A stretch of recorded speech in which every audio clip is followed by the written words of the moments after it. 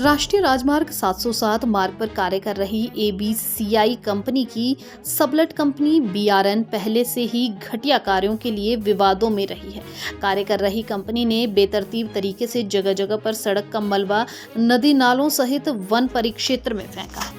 नदी नालों में फेंका गया मलबे से पानी के सोर्स बंद हुए हैं तो वन परिक्षेत्र की हरी भरी वनस्पतियों सहित सैकड़ों प्रकार की औषधियां को भी नुकसान पहुंचाया है, जिसको नाथूराम चौहान ने एनजीटी में गए सतौन के समीप नदी नाले और वन परिक्षेत्र में बने अवैध डंपिंग से निरीक्षण टीम भी दंग रह गई। एबीसीआई कंपनी की सबलेट कंपनी बीआरएन की अवैध डंपिंग से सहमे लोग। मौके पर वन परिक्षेत्र में बने अवैध डंपिंग के जरूरी दस्तावेज न होने के चलते राष्ट्रीय राजमार्ग प्राधिकरण के एसडीओ मौके से अधूरा निरीक्षण छोड़ भागे।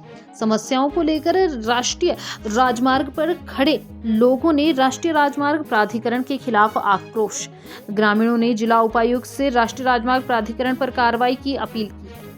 एनजीटी के आदेशानुसार राष्ट्रीय राजमार्ग 707 पर सतौन से लेकर टिम्बी तक नदी नालों और वन परिक्षेत्र में बने अवैध डंपायार्ड का संयुक्त टीम द्वारा निरीक्षण सुनिश्चित हुआ था। निरीक्षण में सबसे पहले सतौन के गिरी नदी के समीप तिलगिन खाले में जब नाथूराम चौहान ने अवैध डंपायार्ड का मलबे को अधिकारियों को दिखाया तो अधिकारियों के हाथ पांव फूल गए। तिलगिनिंग खाले में राष्ट्रीय राजमार्ग का अवैध डंपिंग यार्ड से हजारों मीट्रिक टन मलबा गिरी नदी और तिलगिनिंग खाले में बह गया है।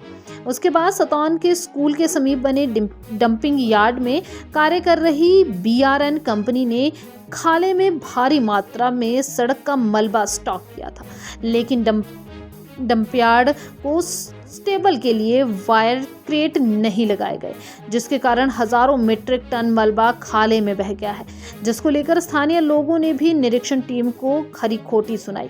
निरीक्षण टीम ने वन परिक्षेत्र का निरीक्षण किया, जहां पर बीआरएन कंपनी की बेतरतीब तरीके से वन परिक्षेत्र में अवैध डंपिंग की गई है। मौके पर जब निरीक्षण टीम के एसडीएम कफोटा की आए तो नायब तहसीलदार ओम प्रकाश चौहान ने वन परिक्षेत्र में फेंका गया मलबे की परमिशन और जरूरी कागजात मांगे तो राष्ट्रीय राजमार्ग प्राधिकरण के एसडीओ और कार्य कर रही कंपनी सहित वन विभाग के कर्मचारी मौके के जरूरी कागजात न होने पर राष्ट्रीय राजमार्ग के एसडीओ मौके से बहाना बनाकर भाग निकले, जिसके बाद आगे की कार्रवाई स्थगित करनी पड़ी। नाथूराम चौहान ने बताया कि राष्ट्रीय राजमार्ग प्राधिकरण और एनएल मालविया सलाहकार कंपनी दूसरी बार निरीक्षण के समय मौके से फरार हुई है, जिससे सब जाहिर होता है कि राष्ट्रीय राजमार्ग 707 पर भारी भ्रष्टाचार हुआ है। एनएल मालविया सलाहकार कंपनी पर आरोप लगाए हैं कि एनजीटी में झूठे सबूत देकर कोर्ट और जनता की आंखों में धूल झोंकने का कार्य कर रहे हैं। रखा पूरे एरिया का कि पूरे एरिया में यहाँ पर गधे लोग रहते हैं, पागल लोग रहते हैं, हम सब लोग इनके पीछे पीछे भागते रहेंगे। हर बार पहले आए उस दिन भी यहाँ से सतौन से वापस निकल लिए वो बिना मतलब के। उस दिन तो टीएल खुद अपने आप आया था टीएल, और टीएल भी भाग गया। आज फिर इनके जो छोटे अधिकारी हो तो आए थे वो निकल गए वहाँ से। मैं निवेदन ये करूँगा कि चले गए प्रधान जी पर, बड़वास के प्रधान जी बेचारे पोंटा से आज सुबह ये अपने वहाँ पर खड़े हैं, कमरों में लोग खड़े हैं, शिला में लोग खड़े हैं, कपोटा में लोग खड़े हैं, तिलोरधार में लोग खड़े हैं, अब चढ़ेओं में लोग खड़े, बोरार में लोग खड़े। मुझे जवाब देते किसको जवाब दें? सुबह से आप भी देख रहे हैं कि कितने फ़ोन मेरे बारे बार लोग इसी यही पूछेंगे कब आ रहे हैं, कब आ रहे हैं, कब आ रहे हैं। हम भी चाहते हैं, देखिए पिछली बार 6 तारीख को टीम आई थी, वापस चले गए। 8 तारीख को मुझे दिल्ली जाना था, 7 तारीख को मुझे दिल्ली पहुंचा था, क्योंकि मुझे 8 तारीख को हमें फाइलिंग करनी है, तो 9 तारीख को मेरी पेशी वहाँ पर थी। हमने तब भी कहा, हमने तब इनको कोऑपरेट किया, मोट को कोऑपरेट किया, हमने तब भी एलन मालविया को कोऑपरेट किया। शनिवार को मीटिंग हुई थी, संडे को इंक्वायरी करनी थी, संडे को ना करके मंडे को हो सकती थी, लेकिन पीडी साहब ने वहाँ कहा कि आप 1-2 दिन का समय हमें और दो, बुधवार को इंक्वायरी करना। हमने कहा कुछ दिन मंत्री जी का टूर है, फिर भी अधिकारी लोग आए, सब लोग आए। तेजला साहब ने बात की कि आ रहे कान को आ रहे, लेकिन वहाँ से वो पीडीओ उनके जो मोट के और एनएल मालविया के लोग भागते नजर आए। ये बड़ी शर्म की बात है। मैं कह रहा हूँ कि लोग यहाँ के बड़े सरल लोग हैं, लोग इनको बड़ा कोऑपरेट कर रहे हैं, बड़े लोग इनको कोऑपरेट कर रहे हैं। और कोऑपरेट लोगों का एक सीमा होती है, लोगों की सहनशीलता होती है। सहनशीलता से आगे लोग जाएंगे तो मैं फिर कह रहा हूँ कि हमारे बस में नहीं रहेगा। ये जो टीएल फीएल आ रखे हैं यहाँ पर, या पीढ़ी पुड़िया रखे, लोग खींचेंगे, लोग जूते मारेंगे। मैं बता रहा हूँ। उसके बाद मैं बीच में नहीं रह सकता, मैं कह रहा हूँ।